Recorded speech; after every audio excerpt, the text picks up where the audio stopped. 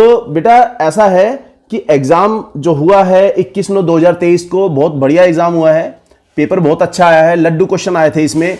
और जहां तक मैं समझता हूं कि एक एक क्वेश्चन मैंने डिस्कस किया था क्लास में, तो जिन बच्चों ने ध्यान नहीं दिया था उस टाइम, तो उसका हम कुछ नहीं कर सकते। तो यहां पहला क्वेश्चन है, देखो total number of factors of A prime number. देखो प्राइम नंबर क्या होता है, 2, 3, 5, 7 जो अपने ही पाड़े में आते हैं, जिनको अगर डिवाइड करना चाहे तो या तो वो 1 से डिवाइड होंगे या फिर अपने पहाड़े से डिवाइड होंगे। जैसे कि 2, 3, 5, इस तरह से इनके फैक्टर्स क्या बनेंगे, इनके फैक्टर्स 2 into 1, 3 into 1, 5 into 1।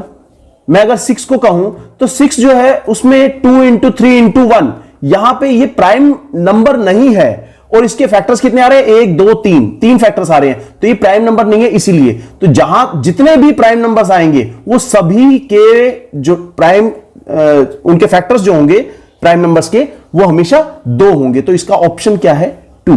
ठीक है, तो नेक्स्ट क्वेश्चन में देखो, if 1 0 of the quadratic polynomial is this quadratic polynomial x² plus is 3। देखो 0 बता रखा है हमें, 3 बता रखा है इस क्वाड्रेटिक पॉलिनोमियल का। Then the value of m की वैल्यू फाइंड करनी है। तो देखो हमारे पास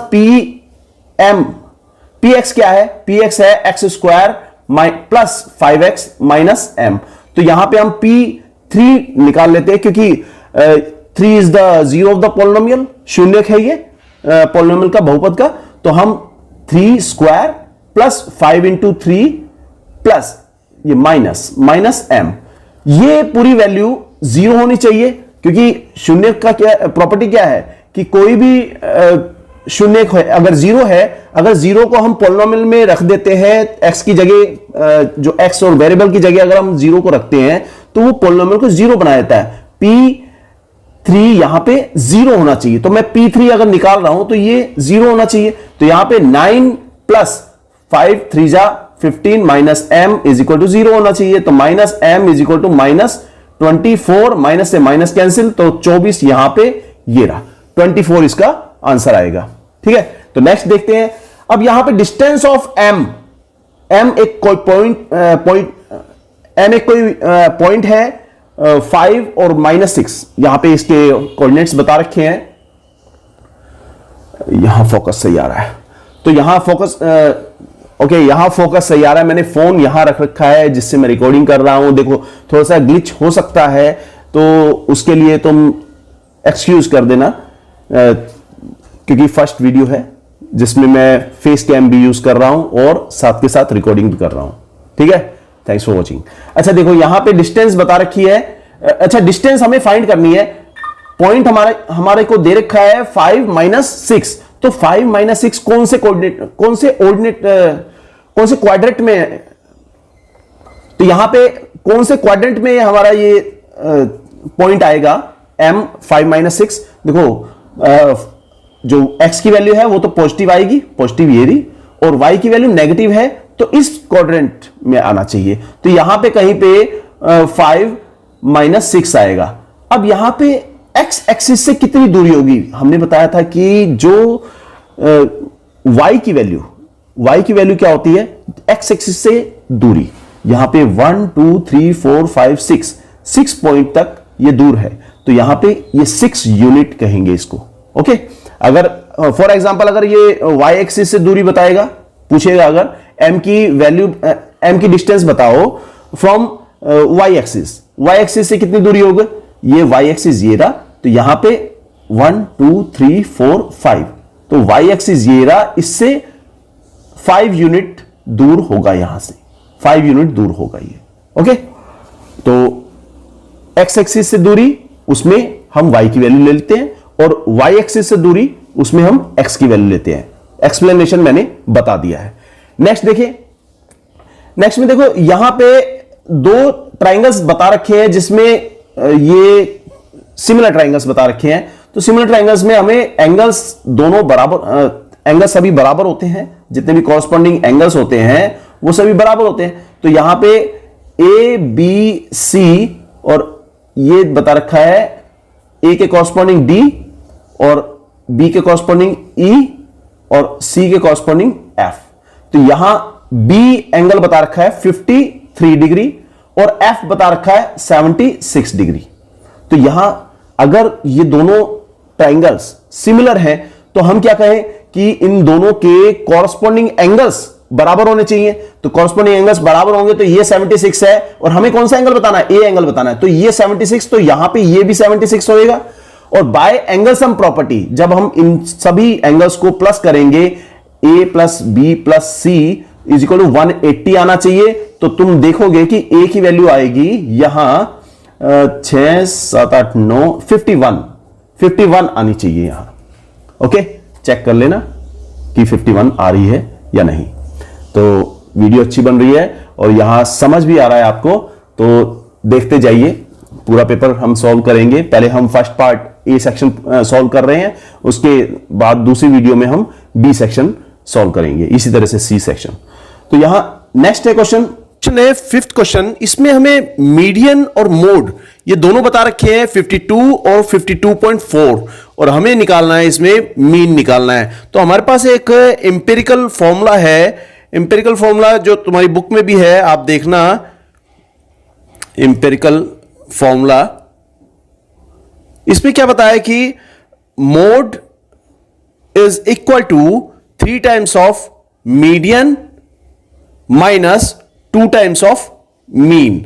जो मोड होता है, जो हमारा डाटा होता है स्टैटिस्टिक्स में, जो मोड है वो मीडियन के 3 टाइम्स और मीन के 2 टाइम्स का डिफरेंस होता है। अगर तुम बुक में देखोगे, अपनी बुक में देखोगे तो वहां पे तुम्हें फॉर्मूला मिल जाएगा 3 median is equal to mode minus 2 mean. यहां बुक में तुम्हें यह दे रखा है, लेकिन मैंने अपने हिसाब से इसको इस तरह से बनाया, इसको ट्रांसपोजिंग करके mode is equal to 3 times of median minus 2 times of mean.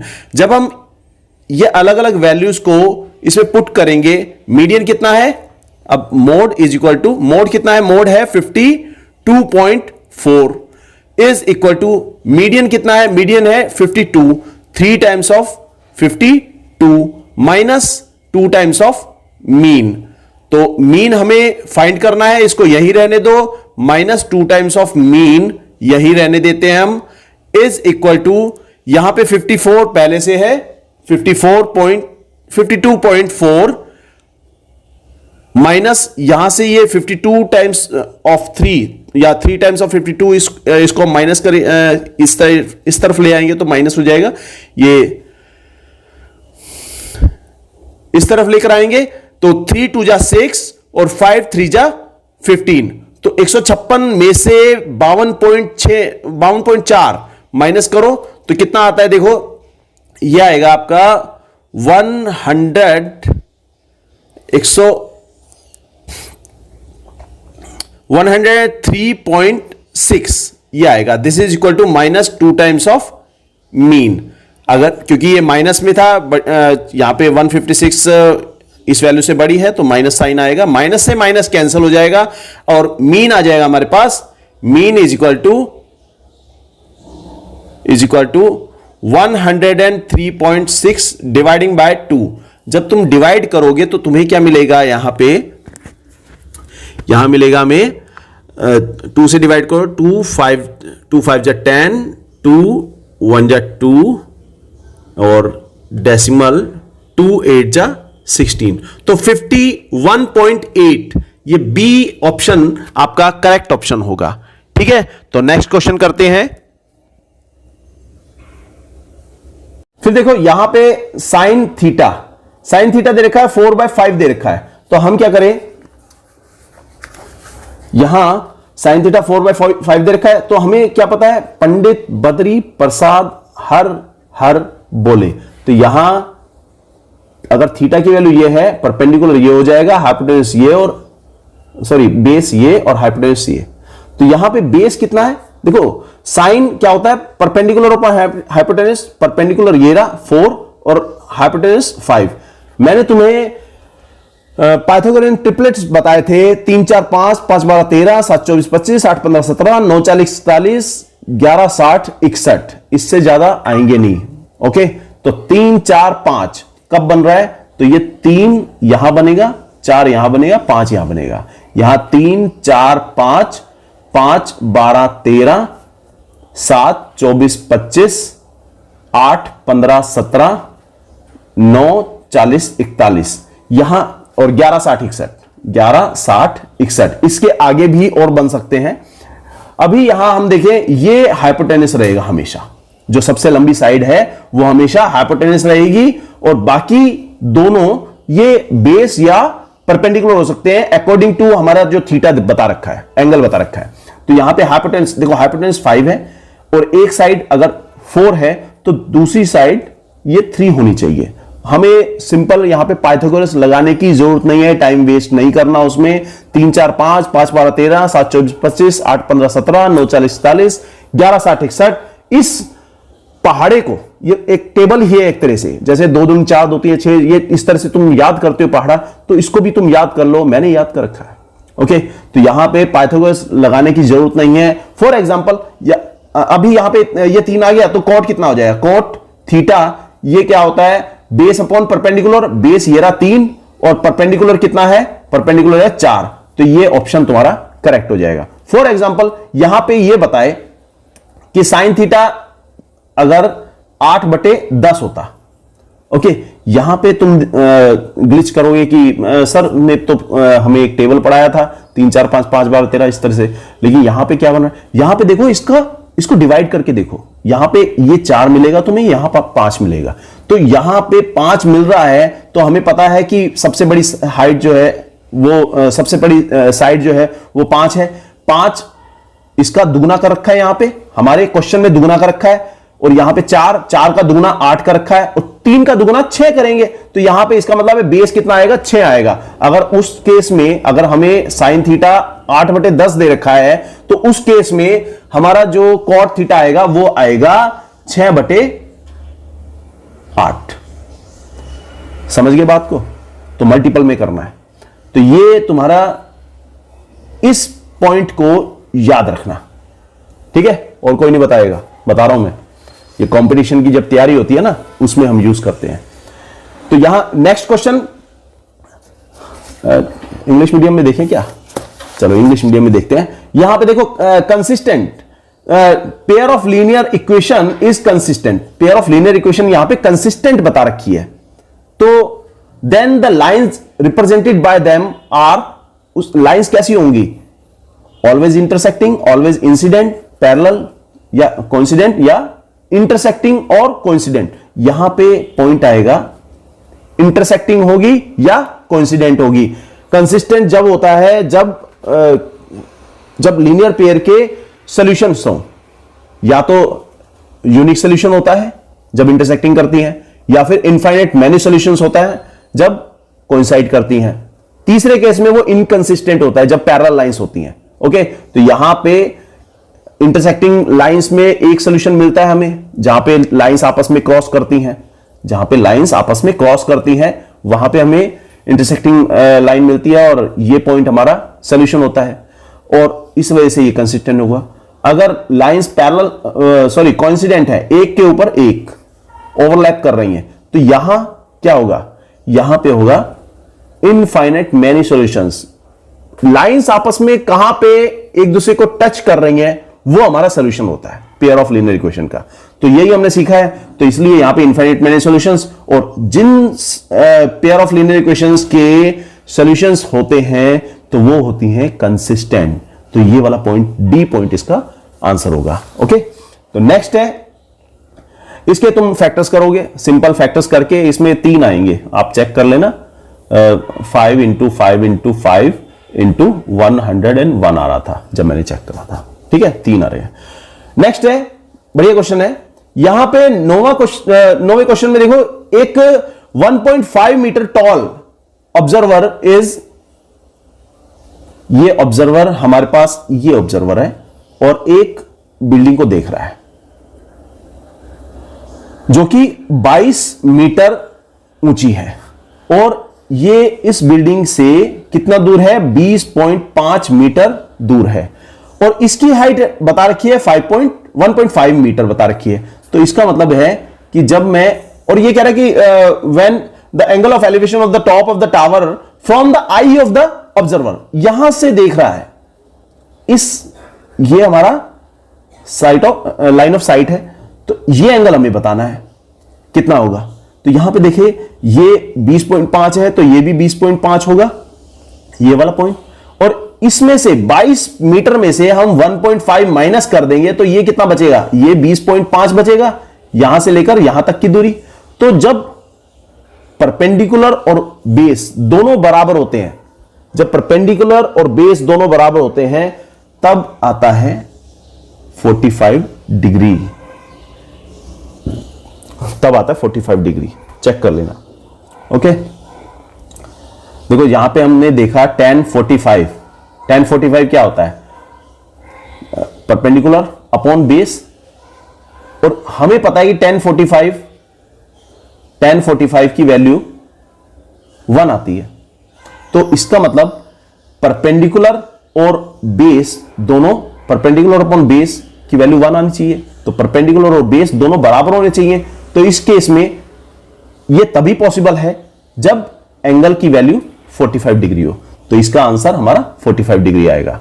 ठीक है, तो next question, if the circumference of the circle is double then the area of the circle become, कितना हो जाएगा, एरिया ऑफ सर्कल कितना हो जाएगा। अभी देखो हमारे पास सर्कमफ्रेंस ऑफ द सर्कल सी, अभी देखो ये जो क्वेश्चन है ना एमसीक्यू के क्वेश्चन, ये हम एज ए रफ काम करेंगे, वहां पे मैटर नहीं करता तुमने वहां पे सॉल्व करा है कि करा, तुम्हें सिर्फ और सिर्फ मार्क करना है, 9वें का बी है, 8वें का ए है, इस तरह से मार्क करना है तुम्हें। ये सॉल्व करने की सोल्व रफ काम में कर सकते हो, हाँ एक्चुअल कॉपी पे भी कर सकते हो, लेकिन वो मैटर नहीं करता कि तुम, वो चेक नहीं होगा, तुम्हारा सिर्फ ऑप्शन चेक होगा यहां पे मल्टीपल चॉइस क्वेश्चन में।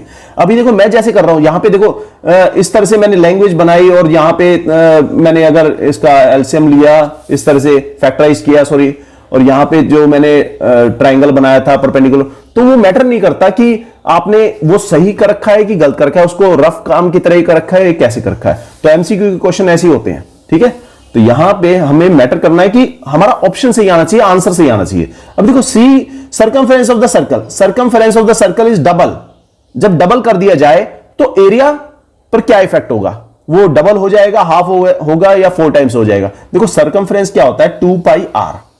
अगर ये दुगना हो गया, अगर ये दुगना हो गया तो इसका मतलब हो गया ये 4 पाई आर हो जाएगा। अब 4 पाई आर का मतलब है ये यहां पे क्या चेंज आया, पाई में कोई चेंज नहीं आएगा, और 2 के फैक्टर में मल्टीप्लिकेशन में कुछ चेंज नहीं आएगा। यहां पे आर जो रेडियस है वो चेंज होगी, तो रेडियस अगर चेंज करें तो वो कितना होगा, वो हो जाएगा 2r। तो रेडियस 2r हो गई। अब पहले इस केस में जब सर्कमफ्रेंस 2 पाई आर था, तब एरिया कितना था, पाई आर स्क्वायर। उस टाइम रेडियस कितनी थी, r थी, तो पाई आर स्क्वायर। और यहां पे अब जब सर्कमफ्रेंस दुगना कर दिया है तो रेडियस कितनी हो जाएगी, 2 टाइम्स ऑफ r। तो 2 टाइम्स ऑफ r होने पर पाई 2r, रेडियस हमें 2r मिली और इसका स्क्वायर कर दिया, तो ये आ जाएगा 4 पाई इंटू 4r स्क्वायर, मतलब 4 पाई r स्क्वायर। तो ये एरिया हमारा 4 टाइम्स हो गया, पहले वाले एरिया से, पहले वाला एरिया जो था उससे 4 टाइम्स हो गया, तो 4 टाइम्स ये सी ऑप्शन आएगा। ठीक है, नेक्स्ट क्वेश्चन, 5 नंबर का हमें मीन बता रखा है 15, 5 नंबर का मीन बता रखा है 15, और जब हम एक नंबर और ऐड कर देते हैं और सम्मिलित कर देते हैं तो 6 नंबर बन जाते हैं और उसका मीन बनता है 17। तो यहां पे सिंपल सी बात है कि अगर 5 नंबर्स हैं, उनका अगर मीन 15 बता रखा है, तो सम ऑफ नंबर्स कितना होगा, सम ऑफ नंबर ये हो जाएगा 5 की गुणा 15 में कर दो, 15 5 75, ये 75 आ गया। और sum of 6 number, sum of 6 number, ये 5 नंबर था, 6 नंबर आ जाएगा 6 गुणा में 17, तो 17 की गुणा अगर 6 में करें तो ये हो जाएगा 102 आ गया। अब जब हम इन दोनों को माइनस करें, इन दोनों को अगर माइनस करें तो कितना आता है, ये आ जाएगा 27, माइनस में आएगा, लेकिन हमें नंबर चाहिए, नंबर 27 आया। यहां पे देखो जो हमने नंबर ऐड किया था, पहले सम कितना था, पहले था 75 और उसमें 27 और जोड़ दिया था, तभी तो 102 बना। तो ये इसका मतलब है जो छठा नंबर हमने जोड़ा था वो क्या है, वो 27 है। समझ आ रही बात? ठीक है, तो नेक्स्ट क्वेश्चन, इसमें हमें कौन सा परिभाषित है, कौन सा, इसको हिंदी में इंग्लिश में देख लेते हैं। इसमें देखो which of the number is defined, not defined, कौन सा नंबर नॉट डिफाइंड है। तो यहां पे तुम चेक करोगे, जब तुम्हें ट्रिग्नोमेट्रिक टेबल पता है तो तुम ये क्वेश्चन कर पाओगे। तो हमें पता है कि साइन 0 इज इक्वल टू 0 होता है, साइन 0 0 होता है। तो साइन का रेसिप्रोकल अगर करें तो वो हो जाए कोसेक 0 इज इक्वल टू, ये 0/1 था तो ये 1/0 हो जाएगा। तो ये इनफाइनाइट आएगा। जब हम किसी नंबर को 0 से डिवाइड करें तो वो इनफाइनाइट या नॉट डिफाइंड बताते हैं। ये क्यों बताते हैं ये मैं डिस्कस कर चुका हूं, लिंक डिस्क्रिप्शन में, आप चेक कर लेना। अच्छा, नेक्स्ट क्वेश्चन है कि यहां पे देखो जो थेल्स थ्योरम पे बेस्ड क्वेश्चन है, यहां पे पैरेलल लाइन बता रखी है। जब भी पैरेलल लाइन बताई होंगी क्वेश्चन में तो सिंपल सी बात है, या तो तुम्हारा थेल्स थ्योरम लगेगा या उसका कन्वर्स लगेगा, बीपीटी या बीपीटी का कन्वर्स लगेगा। अब देखो यहां पे ट्राइंगल दे रखा है ए बी सी, और उसमें P F is parallel to B C बता रखा है। P F is parallel to B C के बता रहे।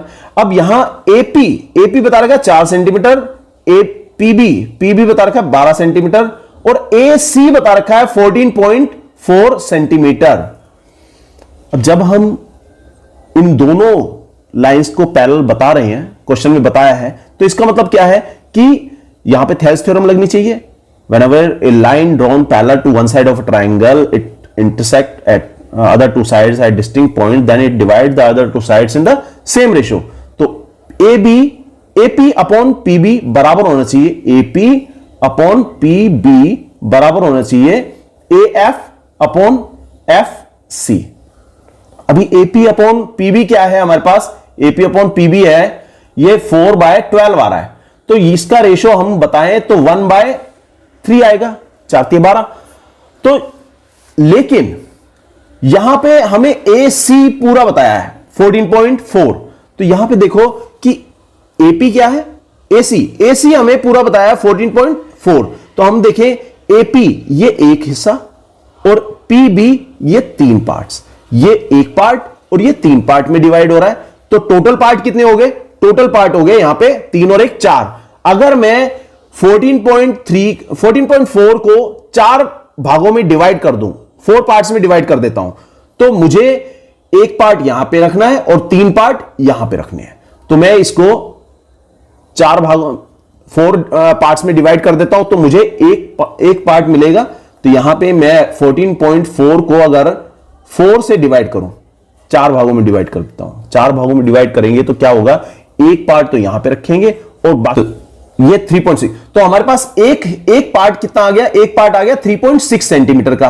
तो बाकी के 3 पार्ट कितने आने चाहिए, 3 मल्टीप्लाइंग बाय 3.6 सेंटीमीटर। तो ये कितना होना चाहिए, 6 18 का 8 से लगी 1 3 9 और 1 10, 10.8। तो यहां पे ये पार्ट, ये हमारा आंसर होना चाहिए। ठीक है, तो नेक्स्ट क्वेश्चन इसके बाद, if alpha beta are 0 of the polynomial, alpha beta 0 of the polynomial है, then the product of the zeros क्या होना चाहिए। देखो अल्फा इंटू बीटा हमारा क्या होता है, C अपॉन ए। यहां पे C की वैल्यू क्या है, C की वैल्यू है -8 और A की वैल्यू है, A की वैल्यू 3। तो ये -8/3। ओके, क्वेश्चन आराम से हो रहा है। अब नेक्स्ट क्वेश्चन देखो, दो नंबर्स हैं, उनका product, ratio of the product of 2 numbers to HCF of the number is 14.1। तो मतलब अगर मैं एक नंबर को A ले लेता हूं और दूसरे नंबर को B ले लेता हूं तो मुझे HCF मल्टीप्लाइंग बाय LCM, ये हमें आइडेंटिटी पता है।